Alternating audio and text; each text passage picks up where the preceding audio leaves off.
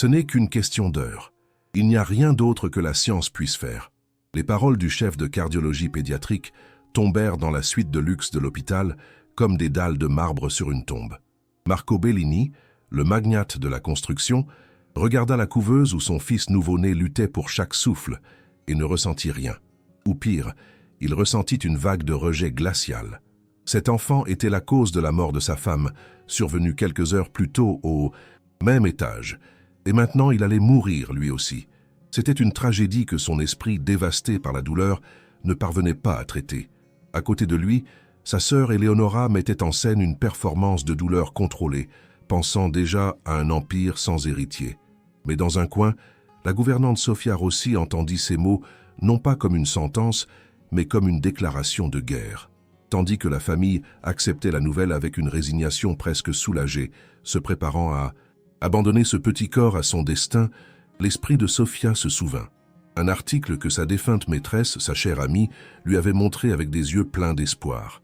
Un article sur un chirurgien expérimental à Padoue, un pionnier presque hérétique. Le dernier et fol espoir. Avec un courage qu'elle ne se croyait pas posséder, elle s'avança, interrompant les discours funèbres. « Monsieur, dit-elle à un Marco catatonique, il y a encore une chance, le docteur Ferrari, à Padoue. Mais, là, réaction de Marco fut d'une cruauté glaciale. Assez, Sofia, c'est fini. Laisse-le mourir en paix. Je ne dépenserai pas un centime pour prolonger son agonie. » Il l'humilia, la fit taire, fermant toutes les portes. Si cette scène dramatique a déjà capté votre attention, abonnez-vous à la chaîne pour ne manquer aucune seconde de cette histoire incroyable. Écrivez-nous dans les commentaires de quelle ville ou de quel pays vous nous écoutez. Nous sommes si proches de notre rêve d'atteindre les 1000 abonnés, et avec votre aide, nous pouvons y arriver. Votre soutien est tout pour nous. Le refus de Marco fut le signal de la reddition pour tous. La famille commença à discuter des détails pratiques des funérailles de la mère, ignorant complètement la petite vie qui pulsait encore dans la couveuse. Mais pas pour Sofia. L'humiliation subie, jointe à sa loyauté inébranlable envers son ami décédé, la poussa à un acte de désobéissance totale, d'amour suprême. Si l'homme qui bâtissait des empires se rendait, elle, l'humble domestique, se battrait jusqu'au bout. D'un pas décidé, elle se dirigea non pas vers la sortie, mais vers le bureau administratif de l'hôpital, prête à sacrifier tout ce qu'elle avait pour un seul et faible espoir. Face à un employé sceptique, Sofia accomplit son acte de foi. « J'ai besoin de louer une ambulance privée », dit-elle, la voix ferme, avec une unité de soins intensifs néonatales, pour un transfert urgent à la clinique du docteur Ferrari, à Padoue. L'homme la regarda comme si elle était folle. « Madame, cela coûte une fortune. Avez-vous l'autorisation du père ?» Sofia secoua la tête. « Non », dit-elle. Et puis, elle sortit son livret d'épargne. « Mais j'ai ça. » Sur le livret, il y avait 10 000 €, toutes les économies d'une vie de travail. « C'est tout ce que j'ai, prenez tout. Mais faites vite, s'il vous plaît. » Pendant que la famille Bellini, ignorant tout, discutait du bois à utiliser pour le cercueil de la mère, Sofia, avec l'aide d'une jeune et compatissante infirmière qui avait compris la situation, accomplissait son acte de rébellion. Elle prit la petite couveuse de transport, avec à l'intérieur le corps fragile de Léo, et passant par une sortie de service, la chargea dans l'ambulance privée qui l'attendait. C'est ainsi que commença une course désespérée, un voyage de 6 heures vers Padoue, contre la montre, contre la médecine traditionnelle et contre la volonté d'une des familles les plus puissantes d'Italie. Elle ne savait pas si elle arriverait à temps. Elle ne savait pas si le médecin la recevrait. Elle savait seulement qu'elle ne pouvait pas abandonner. Elle le devait à son ami. Et elle le devait à cet enfant que tous, sauf elle, avaient déjà abandonné. Que Dieu vous bénisse. L'ambulance filait sur l'autoroute comme une balle blanche d'espoir, une capsule pressurisée dans une course désespérée contre un temps qui s'épuisait. À l'intérieur, Sofia ne quittait pas des yeux les moniteurs qui affichaient les faibles et irréguliers paramètres vitaux de Léo. Chaque bip du cœur était une victoire fragile. Chaque alarme soudaine, un coup à la poitrine qui lui coupait le souffle. À côté d'elle, la jeune infirmière qui avait courageusement décidé de l'aider, risquant sa propre carrière pour un acte de pure humanité, vérifiait la perfusion et la bouteille d'oxygène. Elles étaient 2 femmes seules contre le monde, unies par un acte de compassion et de rébellion contre la résignation. Sofia n'avait pas le temps pour la peur ni pour la fatigue. Toute son énergie physique et mentale était concentrée dans une prière silencieuse et constante, une supplique à son amie décédée pour qu'elle veille sur son fils dans ce voyage impossible vers un espoir presque fou. Elle se souvenait du visage de Madame Bellini, de sa joie en préparant la chambre du bébé, et trouvait dans ce souvenir la force de ne pas s'effondrer, de continuer à croire que tout n'était pas perdu. Pendant ce temps, dans la luxueuse villa Bellini, désormais un mausolée silencieux enveloppé de luxe et de deuil, Marco se retrouva face à un ennemi qu'il ne pouvait ni démolir, ni acheter, ni contrôler. Le silence assourdissant. L'absence de l'enfant, cette petite vie qu'il avait lui-même souhaité voir s'éteindre pour mettre fin à son agonie, devint un vide insupportable, un écho qui amplifiait sa solitude et sa culpabilité. Chaque pièce était imprégnée des souvenirs vivaces de sa femme.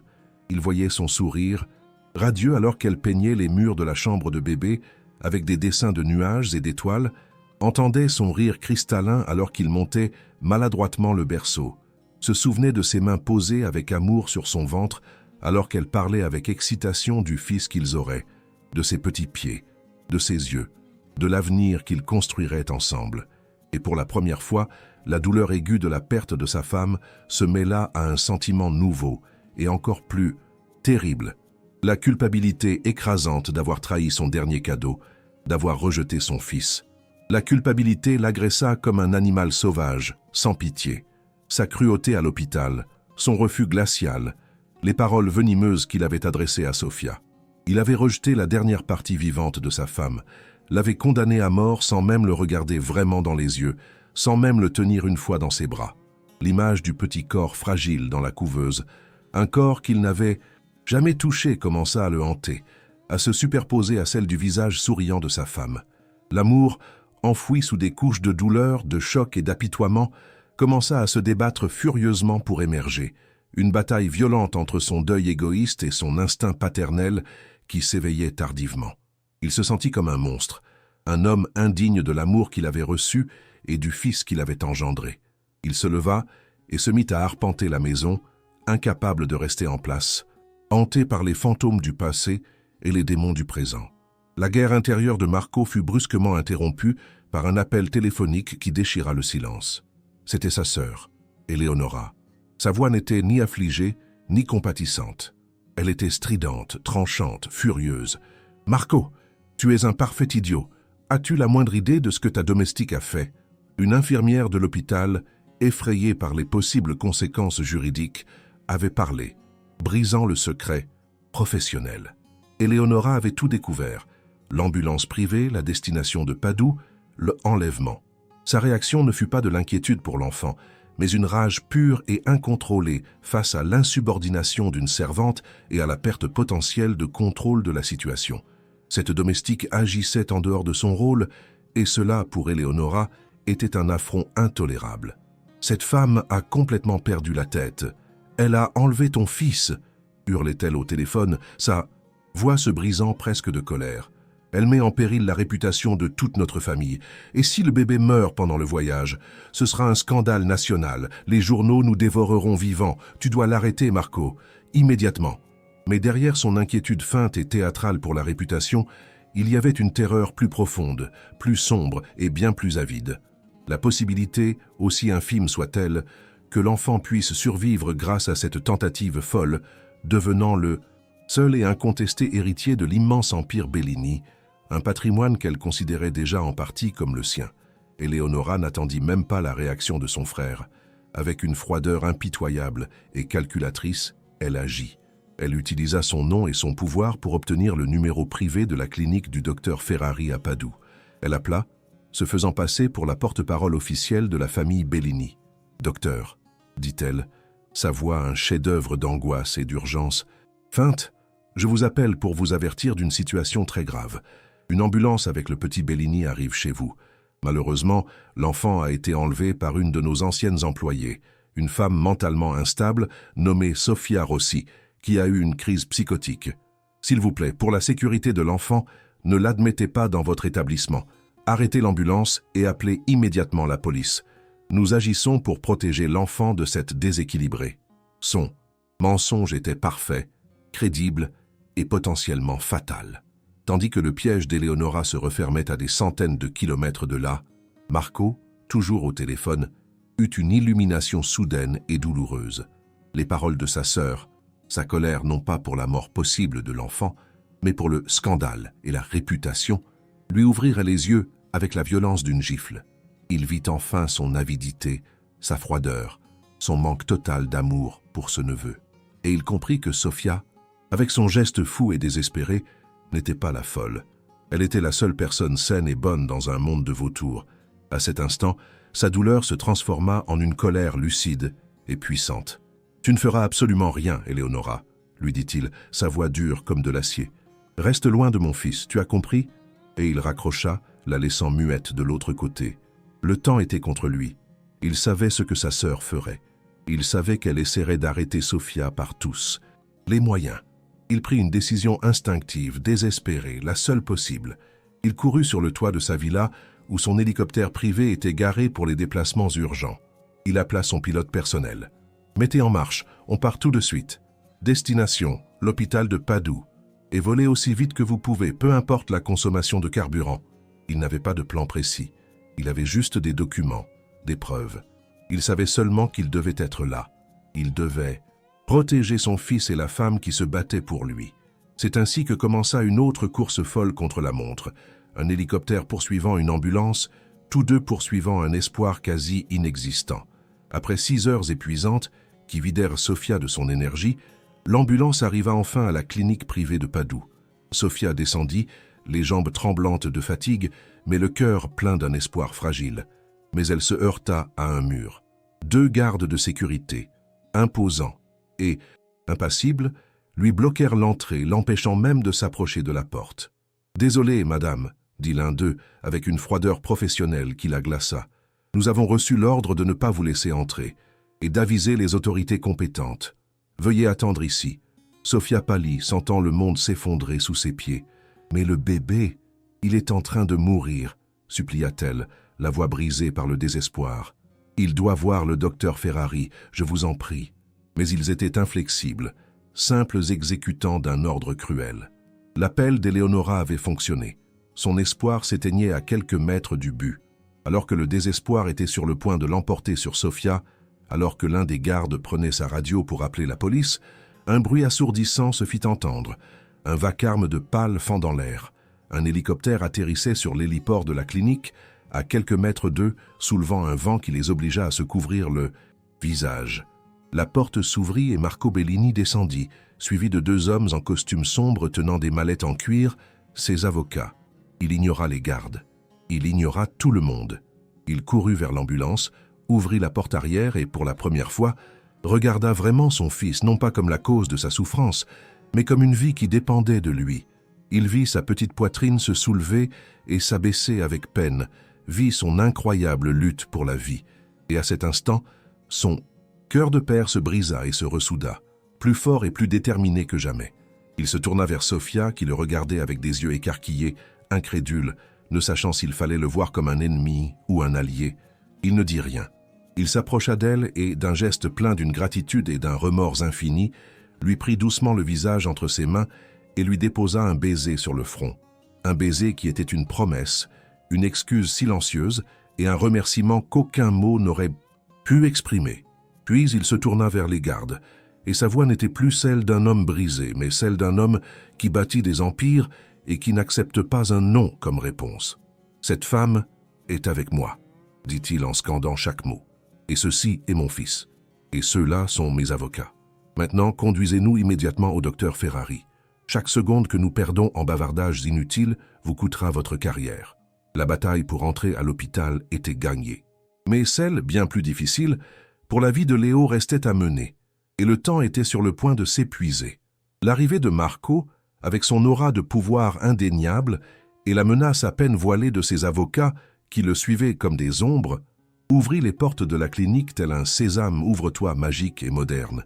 Les gardes de sécurité s'écartèrent avec déférence et en quelques minutes, le petit corps fragile de Léo fut enfin confié à l'équipe du célèbre docteur Ferrari, un homme d'une 60aine d'années aux yeux vifs et intelligents et à l'air de compétence calme qui inspirait confiance.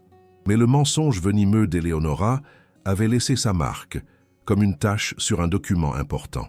Le médecin était visiblement hésitant, professionnellement méfiant. « Monsieur Bellini », dit-il dans son bureau immaculé et minimaliste, tandis que ses assistants préparaient déjà Léo pour une série d'examens urgents. « J'ai reçu un appel très alarmant et juridiquement préoccupant de votre sœur, qui s'est présentée comme la porte-parole de la famille. Elle m'a parlé d'un enlèvement, d'une femme mentalement instable. La situation juridique est extrêmement délicate et peu claire. Je ne suis pas sûr de pouvoir procéder à une intervention aussi risquée et expérimentale sans les autorisations légales nécessaires et sans un tableau clair de la garde de l'enfant. Le temps, qui pour Léo était une question de vie ou de mort, était devenu pour le médecin une question de protocole, de risque juridique et d'assurance. Marco sentit une pointe de colère impuissante, un sentiment qu'il n'avait pas éprouvé depuis des années. Sa sœur, même à des centaines de kilomètres de distance, essayait toujours de tuer son fils, en utilisant les armes de la bureaucratie et de la calomnie. Mais il savait que la colère, à ce moment-là, ne servirait à rien. Il regarda Sofia, qui se tenait dans un coin de la pièce, épuisée, effrayée, mais avec une dignité inébranlable qui était une leçon silencieuse pour eux tous. Et il trouva en elle, dans la force silencieuse de son sacrifice, la force de faire ce qu'il devait. Il s'adressa au chirurgien, abandonnant l'arrogance du milliardaire habitué à donner des ordres et montrant pour la première fois le désespoir nu et cru d'un père. « Docteur, dit-il, la voix brisée par une émotion qu'il ne cherchait plus à cacher, mais ferme dans son intention. Ma sœur a menti. Je vous en prie, écoutez-moi. J'ai été un lâche, un homme brisé par la douleur qui a commis l'erreur la plus grande et la plus impardonnable de sa vie. Et maintenant, j'essaie de me racheter. » Il prit une profonde inspiration, s'humiliant devant ces étrangers, avouant son échec le plus intime et le plus honteux, un acte de catharsis nécessaire pour pouvoir avancer. J'ai laissé ma douleur m'aveugler, faire de moi un monstre. J'ai rejeté mon fils au moment de sa naissance. Je l'ai abandonné quand il avait le plus besoin de moi. Je l'ai condamné à mort. Puis il se tourna vers Sofia et ses yeux s'emplirent de larmes qu'il n'essaya pas de cacher, des larmes de remords et d'une admiration sans bornes. Mais cette femme, dit-il, sa voix se brisant d'émotion, elle, qui n'avait aucune obligation, n'a jamais perdu la foi. Elle s'est battue pour mon fils quand je ne l'ai pas fait. Elle a dépensé chaque centime qu'elle possédait, tout le travail d'une vie, juste pour lui donner une chance, un espoir que moi, son père, je lui avais lâchement refusé. Maintenant, je suis ici pour lui donner tout ce que j'ai, toute ma fortune s'il le faut. Mais j'ai besoin de vous, docteur. S'il vous plaît, sauvez mon fils. Sauvez la dernière partie de ma femme qui me reste. » Sa confession, si honnête, si déchirante, si pleine d'une douleur authentique, changea complètement l'atmosphère de la pièce. Le docteur Ferrari le regarda, et dans ses yeux, il n'y avait plus de méfiance, mais une profonde compréhension humaine, celle d'un homme qui avait vu des milliers d'histoires de douleur et d'espoir. À ce moment, comme dans un scénario parfait, l'un des avocats de Marco s'avança et présenta discrètement un dossier contenant tous les documents prouvant l'identité de Marco en tant que père et son autorité légale pleine et entière, ainsi que le dossier médical complet de l'enfant, transmis par l'hôpital de Rome. Tout doute juridique, toute argutie bureaucratique, fut balayé en un instant. « Nous allons le préparer immédiatement pour l'intervention », dit simplement le médecin, son ton maintenant chaleureux et rassurant. « Ce sera une procédure longue et très risquée, mais je vous promets que nous ferons tout notre possible, et même l'impossible. » L'espoir, enfin, avait un nom, un visage et une salle d'opération prête. Tandis que Léo était emmené par l'équipe médicale, commençant sa plus grande bataille pour la vie, Marco s'approcha de Sofia, qui était restée silencieuse tout ce temps, submergée par les événements, une petite silhouette dans un monde trop grand pour elle. Il lui prit délicatement les mains, des mains de travailleuse, pas lisses et soignées comme celles des femmes qu'il fréquentait habituellement. « L'argent que vous avez dépensé pour l'ambulance » commença-t-il, cherchant ses mots, se sentant maladroit et inadéquat. « Je vous le rendrai au centuple, au milluple, mais ce que vous avez fait aujourd'hui, ce que vous avez sacrifié pour mon fils... » Il s'interrompit, incapable de continuer, submergé par une émotion qu'il ne parvenait pas à exprimer par des mots. Son monde, basé sur la valeur quantifiable des choses, s'était heurté à un geste d'une valeur incalculable. Il la regarda droit dans les yeux, et dans ce regard, il y avait une promesse qui allait bien au-delà de l'argent, bien au-delà de la simple gratitude. « Vous n'êtes pas une domestique, Sofia. Vous ne l'avez peut-être jamais été. Vous êtes la gardienne du cœur de ma famille. Vous êtes la personne la plus forte, la plus courageuse et la plus noble que j'ai jamais rencontrée de toute ma vie. Dans cette chambre d'hôpital aseptisée, face à la possibilité concrète de la mort, quelque chose de nouveau naquit, un lien indissoluble forgé dans le feu de la crise, un respect si profond et total qu'il ressemblait déjà à de l'amour. Et à ce moment, Marco comprit que, quoi qu'il arrive, sa vie ne serait plus jamais la même, car il avait enfin trouvé quelque chose, ou plutôt quelqu'un, pour qui cela valait vraiment la peine de se battre. L'attente pendant l'intervention fut une agonie suspendue dans le temps. Pendant 8 longues, interminables heures, Marco et Sofia restèrent assis côte à côte dans la salle d'attente déserte, sans parler, mais unis par une tension silencieuse, une espérance partagée qui était presque une prière. Marco, pour la première fois depuis des années, ne pensa pas aux affaires, ne répondit pas aux dizaines de courriels qui encombraient de son téléphone. Il ne pensait qu'à son fils, à cette petite vie suspendue à un fil, et à la femme assise à côté de lui, son ancre inattendue dans cette tempête. Et il se rendit compte que si Léo survivait, sa vie ne pourrait plus jamais être la même. Et chose encore plus surprenante, il ne le voulait pas. Il voulait une vie nouvelle, une vie différente, une vie où des gens comme Sofia auraient la place d'honneur, et des gens comme sa sœur n'auraient plus leur place. Enfin, la porte vitrée de la salle d'opération s'ouvrit, brisant le silence. Le docteur Ferrari apparut, son visage fatigué mais avec un léger sourire sous le masque qu'il enlevait. « L'intervention est techniquement réussie, dit-il, et ses mots furent les plus beaux, les plus puissants que Marco ait jamais entendus de toute sa vie, plus que n'importe quel contrat signé, que n'importe quelle affaire conclue. Nous avons réparé le défaut. C'est un petit combattant. » Puis son ton se fit plus prudent. « Maintenant, les prochaines 48 heures seront critiques. Tout dépend de lui, de sa volonté de se battre, de sa force. La bataille n'était pas encore gagnée, mais ils avaient franchi la ligne de front. Et Léo se battit. Il se battit avec une force que personne n'attendait d'un si petit et si fragile corps. Et à ses côtés, dans cette chambre de soins intensifs, jour et nuit, se trouvaient son père et Sofia. Marco ne le quitta pas un instant. Assis à côté de la couveuse, il apprit à changer ses couches à travers les hublots, à lui lire des contes à voix basse, à lui tenir la petite main à travers les trous, sentant sa prise faible mais tenace. Et Sofia était là, toujours, pour le soutenir, le rassurer, partager avec lui ce parcours de renaissance, non seulement de l'enfant, mais aussi du père. Pendant ces jours suspendus dans le temps, loin du monde et de ses règles, Marco prit ses décisions finales, celles qui allaient définir son avenir. Il appela sa sœur Eleonora une seule fois. « N'essaie plus jamais de me contacter, ni de mentionner mon fils, » lui dit-il, avec un calme glacial qui était pire que n'importe quel cri. « Tu ne fais plus partie de cette famille. Pour moi, tu es morte. » Il coupa les ponts avec tout son passé, avec tous ceux qui avaient fait preuve de froideur et d'avidité face à la tragédie. Il choisit sa nouvelle famille. Et sa nouvelle famille, à ce moment-là, se composait de 2 personnes seulement, son fils et la femme qu'il avait sauvée. La justice n'avait pas été confiée à un tribunal, mais avait été exécutée par son propre cœur, rapidement et irrévocablement. Aimez-vous cette histoire? Votre like nous aide beaucoup à continuer. Laissez un like et abonnez-vous à la chaîne pour ne pas manquer la fin. Maintenant, nous continuons la vidéo. Les 48 heures critiques se transformèrent en une semaine d'anxiété et d'espoir, puis en un mois de guérison lente mais constante.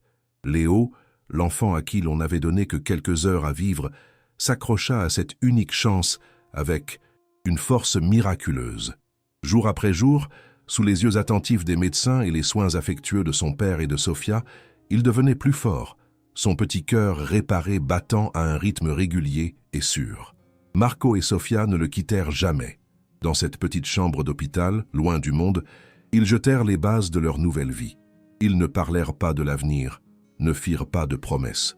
Simplement, ils étaient là l'un pour l'autre, et pour l'enfant qui les avait unis de manière si dramatique.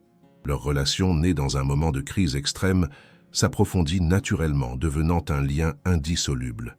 Quand Léo fut enfin autorisé à sortir, retourner dans la grande et silencieuse villa fut un choc. Le luxe, qui avait été autrefois le symbole du succès de Marco, lui parut maintenant vide, dénué de sens. Il réalisa que ce n'était pas une maison, mais un décor.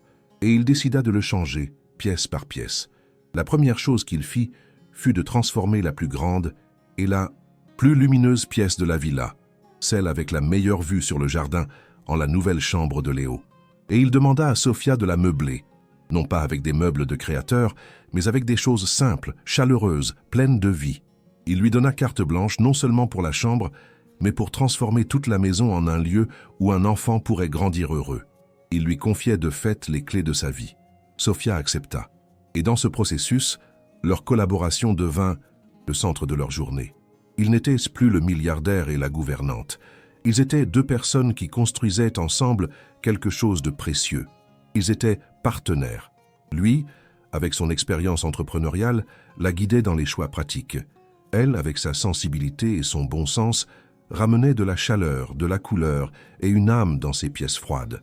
Leur conversation du soir, qui avait commencé pour discuter des progrès de Léo ou de la couleur des rideaux, s'allongèrent, allant des rêves pour l'avenir de l'enfant aux souvenirs de leur passé, aux blessures qu'ils portaient tous les deux en eux, se guérissant mutuellement en silence.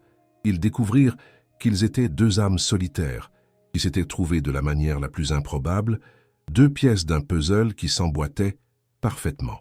Marco, l'homme qui construisait des gratte-ciel et des forteresses, trouva son port sûr dans une femme qui ne possédait rien d'autre que son courage et son intégrité.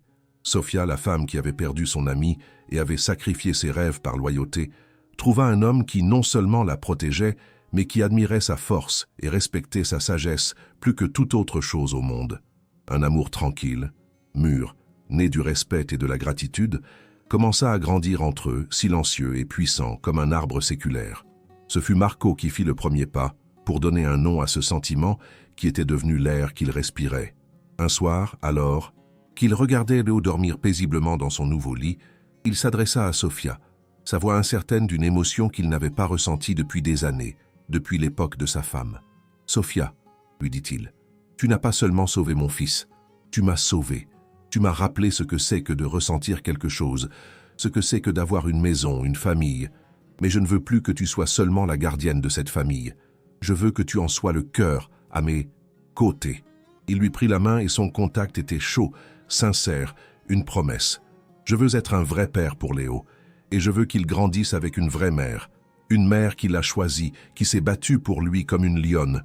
Veux-tu m'épouser, Sofia? Veux-tu devenir ma femme et construire officiellement une famille avec moi ?» Sa demande n'était pas une question passionnée, mais une offre de paix, de stabilité, d'un avenir partagé.